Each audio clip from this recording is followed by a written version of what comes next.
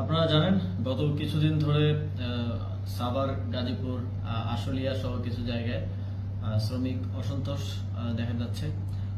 আমরা শ্রমিক ভাইদের কিছু দাবি দেখেছি এবং সেখানে বকেয়া বেতন পরিশোধ সহ আরও কিছু যৌক্তিক দাবি আমাদের চোখে পড়েছে এবং এই দাবিগুলো পূরণে এই সরকারের যথেষ্ট সদিচ্ছা আছে।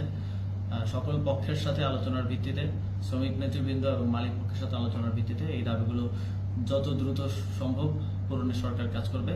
এর মধ্যেই 2023 সালে যেই শ্রমিক আন্দোলন হয়েছিল মজুরি বৃদ্ধির দাবিতে, সেই আন্দোলনে ফ্যাসিবাদী আওয়ামী সরকারের দেয়া যেই নিপীড়নমূলক এবং মিথ্যা মামলা আছে, সেই মামলাগুলো তুলে নেওয়ার জন্য আইন মন্ত্রণালয়ের সাথে আমাদের আলোচনা চলছে। খুব দ্রুত সময়ের মধ্যে সেই মামলাগুলো আমরা তুলে নিতে পারবো বলে আশ্বাস দিচ্ছি।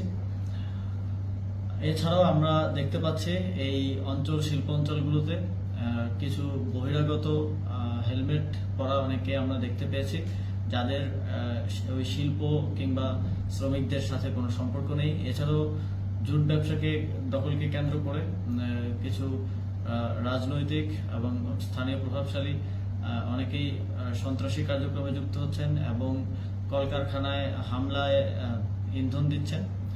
আমরা বিশ্বাস করি যে আমাদের শ্রমিকরা কখনোই তাদের জীবিকার যেই মাধ্যম, যেই কারখানায় কাজ করে তারা জীবিকা অর্জন করে, সেখানে হামলা করবে না।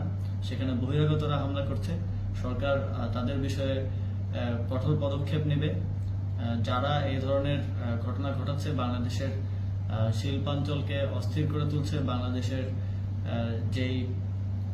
যেই ক্ষেত্র থেকে আমাদের বৈদেশিক আয়ের একটি বড় অংশ আসে, সেই ক্ষেত্রকে অস্থিতিশীল করে তুলে দেশের অর্থনীতিকে বাধাগ্রস্ত, ক্ষতিগ্রস্ত করার চেষ্টা করছে, তাদেরকে কোনো প্রকার ছাড় দেওয়া হবে না।